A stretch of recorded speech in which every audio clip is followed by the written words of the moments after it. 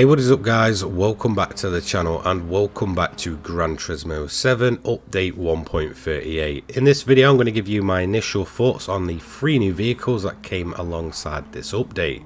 Now if you're a Honda owner or a Honda fan like myself, this is probably going to be an update for you in terms of the cars. So the cars are as follows: the RCR Garage Honda Civic EG, the new Honda Civic Type R FL5 and the Mazda 3 Group 4. So let's get straight into it with probably the highlight of the update, the RCR Garage Civic, the SEMA winner. I believe this one won it back in something like 2017.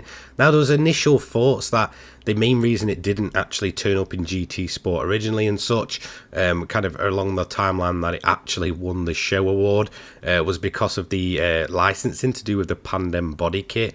In terms of the price point for this one, 300,000 credits, turbocharged, weighs just over 1,000 kilogram and puts out 389 brake horsepower.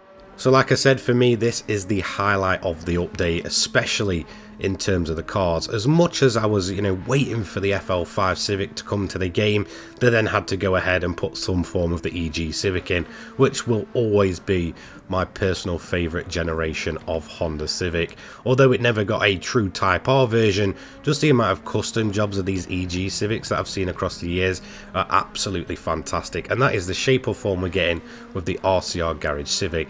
This thing is absolutely ridiculous and a massive blast to drive.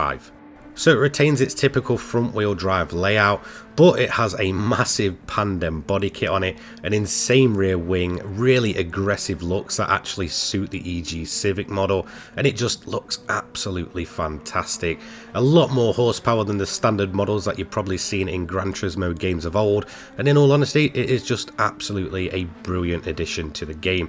It's one that I've been waiting for a long time, and I believe this does finally complete the Gran Turismo SEMA collection, meaning that they're all finally in the game, and this for me it was the standout of the bunch. As much as I like the GAC Maverick with just how ballistic missile-like that one was like a few updates previous, for me as a JDM lover and a Honda owner, the EG Civic from RCR Garage is just absolutely fantastic to see in the game. It's finally here, it doesn't disappoint, and it is definitely the standout of the bunch, and definitely the standout of the SEMA collection, alongside the likes of that GAC Maverick I mentioned. It's a great car, 300,000 credits, typical pricing. To be honest, I can see myself having a lot of fun with this one. Next up we have the Civic Type R FL5 2022. Coming in at 50,000 credits, this is a relatively cheap performance car. It's certainly no slouch. I think we all know by now that the Type R Civics are just absolutely ridiculous for front wheel drive cars. 325 brake horsepower, 2-litre turbocharged engine weighing just under 1,500 kilograms. Now this car gets a bit of a big feature in terms of actually coming to the game. It has 2 HRC time trials to kind of coincide with it. Whilst it does get a bit of a BOP in terms of sort of reducing the power, and I believe it might as well add some weight as well. Overall it is just a fantastic car to drive. Taking this thing around the Nordschleife was an absolute blast, and it just feels right at home on the track. There's a reason these cars are massively loved, and well, they're getting even crazier than they've ever been. This is probably the ultimate Type R. It absolutely trumps the rest of them in terms of just how it actually feels and how it drives. Although it still retains that FF layout, it just felt much more akin to something alongside four-wheel drive. You really don't kind of get the typical sort of torque steer that you see with some of the older generations of Honda Civic in the game, and this is an addition that I was waiting for a very, very long time, although it has kind of been outshined by the fact that an EG Civic finally returns to GT7. That doesn't mean it's a terrible car, definitely not. It's, a great addition. It kind of modernizes the car lineup, and it's certainly one that just feels like it was massively long overdue. So overall, this is a good purchase.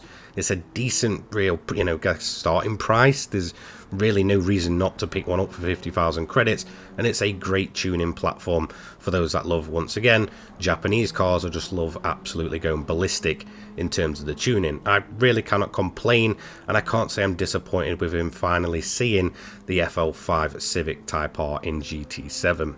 So let's move on to the final one of the bunch. This is a Mazda 3 Group 4. This one was leaked prior to the update actually being announced.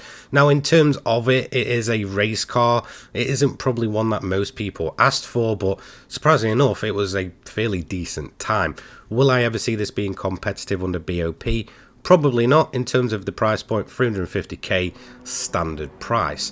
However, when I ran this in the Mount Panorama or Bathurst event, I was pleasantly surprised that it actually drove much better than I originally expected. Now, there's the whole talk around this being biofuel and, you know, being a pretty much a, I guess, living legacy version of the car. Now, obviously, it's a mix between the Super and the abandoned Mazda 3 TCR project, and it's a pretty decent car in its own right. Again, I just think it kind of gets overshadowed by the fact that it's a car that nobody was really asking for.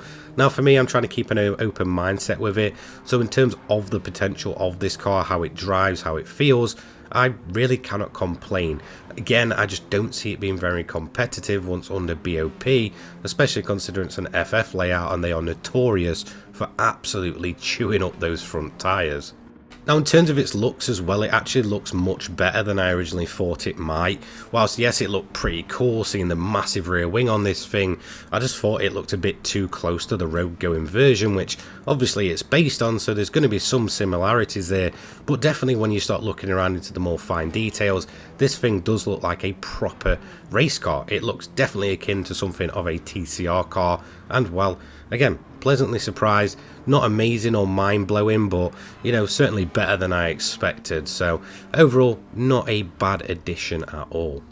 So there we have it. That's my initial thoughts on all three of the cars. They're actually much better than I expected, whilst, again, maybe I'm a little biased as a Honda owner and being a lifelong Honda fan. But, you know, seeing that EG once again in a Gran Turismo game just really gave me memories of the, you know, classic Gran Turismo days, whether that be, you know, Gran Turismo 2, Gran Turismo 4 and such. The new Honda Civic Type R, whilst it feels a little overdue, is fantastic to see. And even the Mazda 3 Group 4 was, you know, a pleasant surprise at being not absolutely dreadful like I expected it to be, and seemed, well, rather okay. So that's it for my initial thoughts. Let me know what you think of these three cars down below. I will get my full reviews out over the coming days.